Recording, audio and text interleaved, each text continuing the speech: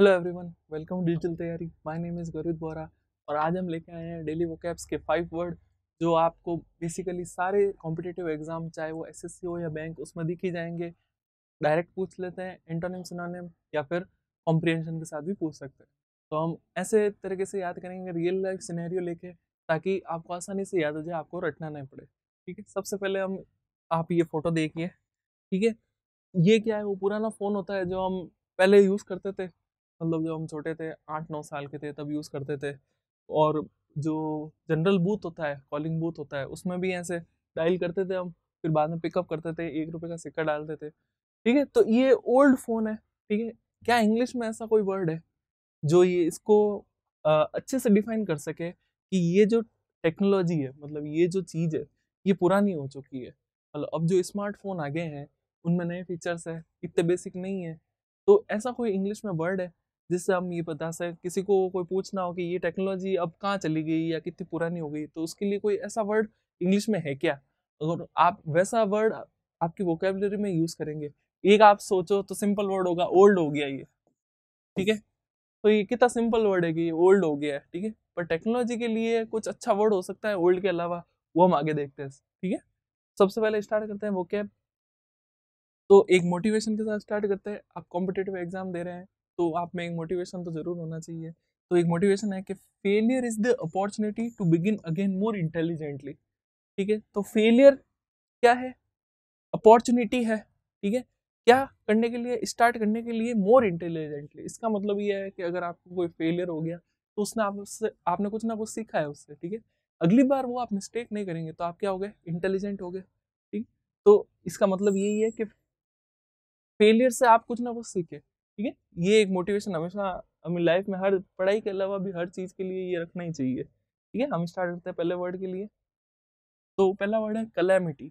कलैमिटी का हिंदी में क्या मतलब है? हिंदी में मतलब है आपदा। कहीं पे आपदा आ जाती है, तो हम इंग्लिश में कहेंगे कि वहां पे कलैमिटी आ गई। ठीक है, तो इसके सिनोनिम क्या हो गए? Disaster, tragedy. ठीक है, डिजास्टर का मतलब कुछ भी गड़बड़ हो गई, बहुत बुरा हो गया। ठीक है, डिजास्टर हो गया। ट्रेजेडी मतलब बहुत दुखद कोई चीज हो गई है, ट्रेजेडी हो गई है वहां पे। हम बोलते ही हैं, बोलचाल की भाषा में हम बोलते ही हैं कि मेरे साथ ट्रेजेडी हो गई, मतलब मेरे साथ बहुत बुरी चीज हुई है। ठीक, तो इसके एंटोनिम क्या होंगे?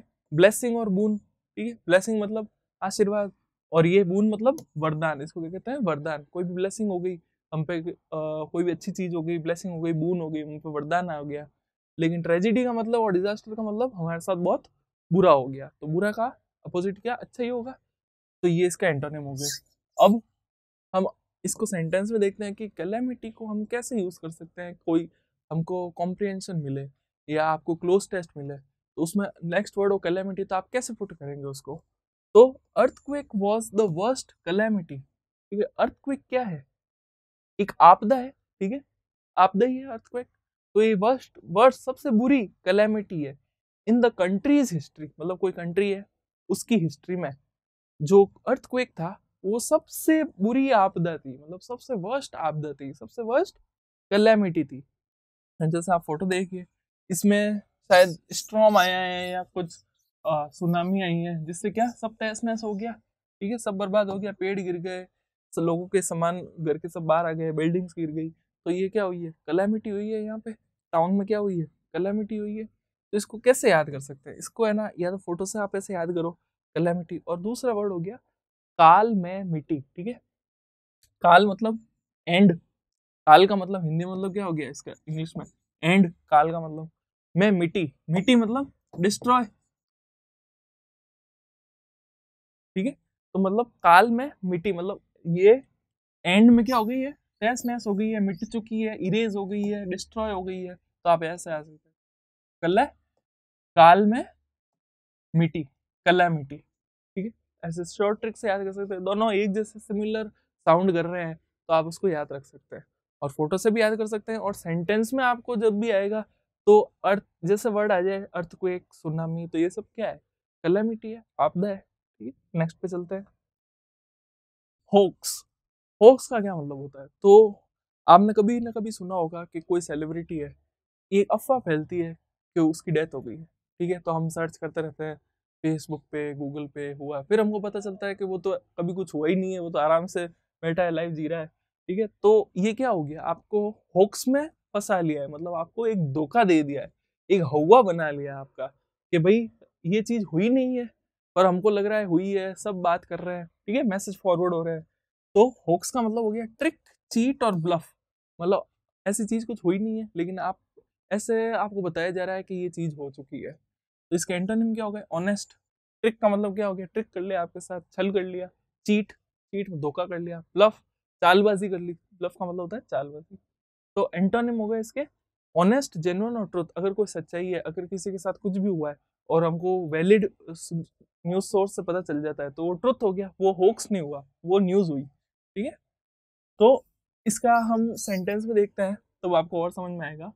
As more people watch the video, मतलब हमने जैसे अभी वीडियो की बात करी तो बहुत लोगों ने वीडियो देखी, ठीक है।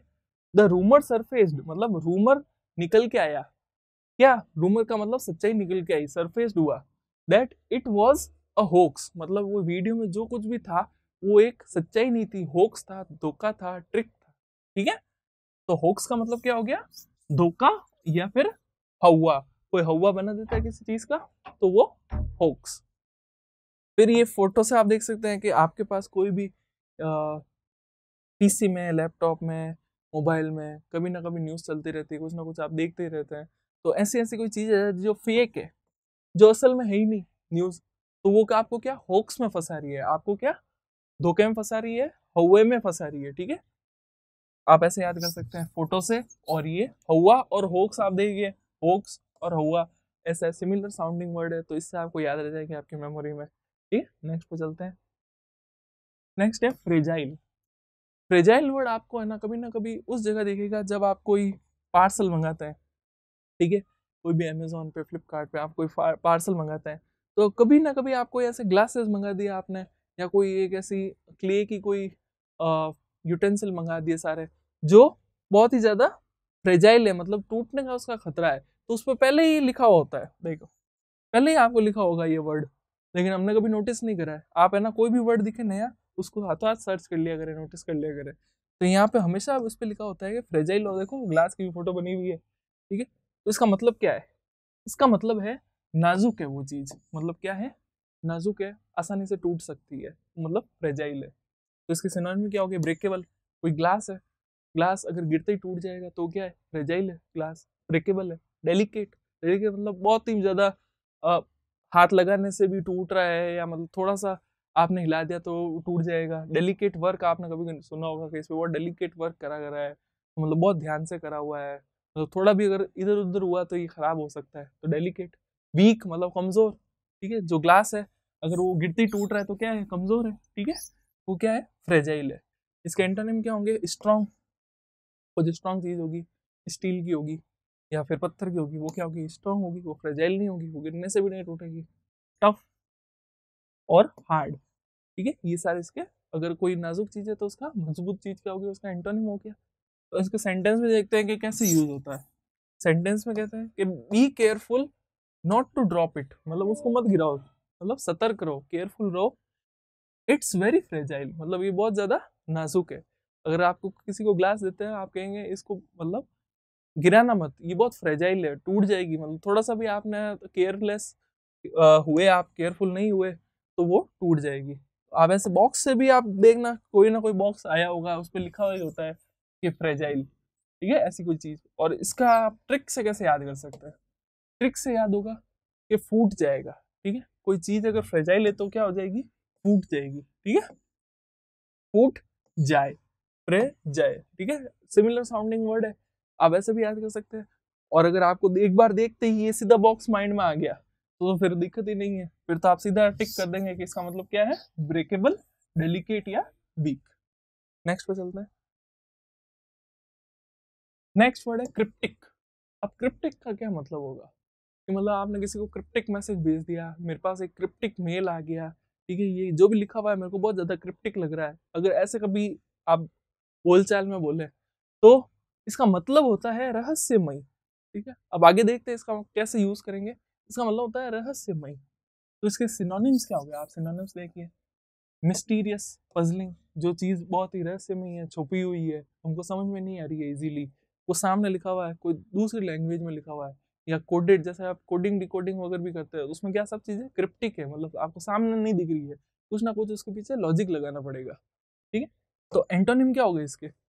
क्लियर, मतलब आपको इजीली समझ में आ रही है, क्लियर है वो चीज, जो पढ़ा है वही है। स्ट्रेट फॉरवर्ड, मतलब डायरेक्ट लिख दिया है कि भाई यहाँ पे जैसे आपने कभी कभी डिकोडिंग में करते होंगे, जैसे ए की वैल्यू 1 होती है, बी की वैल्यू 2 होती है, तो अगर कहीं पे 1 2 लिखा हुआ है, ए बी लिखा हुआ, आपको क्या एक लॉजिक लगाना पड़ेगा पीछे, मतलब एक पीछे सोचना पड़ेगा कि इनकी ये प्लेस वैल्यू है। ठीक है, तो ये चीज क्या हो गई? क्रिप्टिक हो गई, कहीं पे लिखा रहस्यमय हो गई, हमको सॉल्व करना पड़ेगा। तो इसका सेंटेंस में देखते हैं, he received a cryptic message through the post, मतलब डाक से उसको एक क्रिप्टिक मैसेज आया, उसको समझ में नहीं आया, वो किसी के पास लेके गया होगा, इसका क्या मतलब हो गया, ये भाई क्रिप्टिक मैसेज है, मेरे को भी नहीं समझ में आ रहा है, तो आपको सोचना पड़ेगा इस पे क्या है, इसका पीछे लॉजिक रीजनिंग लगानी पड़ेगी क्रिप्टिक के लिए। ठीक है, इसको याद कैसे करते, ये फोटो देखिए, ये बच्चा क्या कर रहा है, रो रहा है, तो रोने को क्या कहते हैं इंग्लिश में? क्राई। ठीक है, तो क्राई कर रहा है ये, तो बच्चों का जो क्राई होता है वो क्रिप्टिक है। अभी ये ऐसा क्यों है? अगर कोई बच्चा रो रहा है तो हमको पता नहीं है कि उसका मूड, वो बोल तो सकता नहीं है, तो उसका मूड खराब है, भूख लगी है उसको, या कोई उसको पेन है। ठीक है, तो इसका बच्चे का जो क्राई होता है वो हमेशा क्रिप्टिक होता है। क्यों? हमको वो बोल नहीं सकता, तो हमको खुद अपनी लॉजिकल रीजनिंग लगा के पता लगाना पड़ता है कि इसके अब क्या हो रहा है। ठीक है, तो आप ऐसे याद कर सकते हैं कि बच्चे का क्राई क्या होता है? क्रिप्टिक। और आप सिमिलर वर्ड से कैसे याद कर सकते हैं? क्रिप्टिक और क्राई ऐसे याद कर सकते हैं। ठीक है, नेक्स्ट वर्ड पे चलते हैं। ठीक है, अब ये वो वर्ड आ गया जो हमने पहले डिस्कस करा था कि ऐसी कौन सी चीज होगी जो आप बोलेंगे कोई टेक्नोलॉजी के लिए कि ये पुरानी हो चुकी है। अब आप सिर्फ ओल्ड बोलेंगे तो अच्छा नहीं लगेगा, वोकेबलरी भी आपकी स्ट्रांग नहीं है उससे, तो हम क्या यूज करेंगे? ऑब्सोलीट। तो ये टेक्नोलॉजी क्या हो गई है? ऑब्सोलीट हो गई है, मतलब ये अप्रचलित है, मतलब अभी प्रचलन में नहीं है, मतलब अभी इसका ट्रेंड नहीं है, बहुत पुरानी हो चुकी है। तो इसका हिंदी मतलब हो गया अप्रचलित। और सिनोनिम्स क्या हो गए इसके? देखो सिनोनिम्स हो गए आउटडेटेड, ठीक है, पुरानी हो चुकी है, अभी डेट की है ही नहीं। और ओल्ड फैशन, मतलब पुराना है, ओल्ड है, अभी जो फैशन चल ही नहीं रहा है इसका। एंटोनिम क्या हो गया? मॉडर्न। अगर ये पुराना है तो जो भी स्मार्टफोन हो गए, कोई भी आईफोन वगैरह हो गए, वो क्या है? नए, मॉडर्न है। ठीक है, करंट, अभी 2021 में जो भी आता है आजकल फोन, आईफोन 11 12 13 जो भी आ रहे हैं, तो वो सब क्या है? वो तो नए हैं। ठीक है, प्रचलित है वो तो, लेकिन ये क्या है? अप्रचलित, अब नहीं चल रहा है ये, इसका चलन अब खत्म हो चुका है। तो आप ऐसे याद कर सकते हैं कि जो फोन है वो क्या है? ऑब्सोलीट है, मतलब ये टेक्नोलॉजी क्या है? ऑब्सोलीट है। तो इसको सेंटेंस में कैसे यूज करेंगे? By the first world war, मतलब फर्स्ट वर्ल्ड वॉर में military technology had made the forts obsolete, मतलब जो फोर्ट्स थे तभी बहुत पुराने जमाने में, फोर्ट वगैरह किस लिए होते हैं? सेफ्टी के लिए होते थे कि आराम से वो चढ़ नहीं पाए, चढ़ाई नहीं कर सके। लेकिन जब फर्स्ट वर्ल्ड वॉर हुई तो उनके पास गन्स आ गई, तो गन्स से जरूरत भी नहीं ऊपर चढ़ने की, वहीं से एम करके कुछ भी उनको हार्म पहुंचा सकते हैं। तो ये जो फर्स्ट वर्ल्ड वॉर है उसने क्या करा? फोर्ट की जो टेक्नोलॉजी है, मतलब फोर्ट का जो तरीका है रोकने का दुश्मनों को, उसको क्या कर दिया है? ऑब्सोलीट कर दिया, मतलब उसको क्या कर दिया है? ओल्ड फैशन कर दिया, उसको क्या कर दिया? आउटडेटेड कर दिया है। अब आपको थोड़ा समझ में आया होगा कि इसको यूज कैसे करना है सेंटेंस के अंदर। अब मोस्टली ये टेक्नोलॉजी के लिए यूज होता है, ठीक है, कि ये टेक्नोलॉजी है ऑब्सोलीट हो गई है, आप ओल्ड बोलेंगे कि ओल्ड टेक्नोलॉजी है, तो अच्छी वोकैब नहीं होगी उससे, मतलब आपको नए वर्ड नहीं सीखने को मिल रहे हैं। ठीक है, तो मैं आशा करता हूँ आपको ये सारे 5 वर्ड समझ में आए होंगे। ठीक है, आपका टाइम देने के लिए बहुत बहुत धन्यवाद। Thank you very much. Please like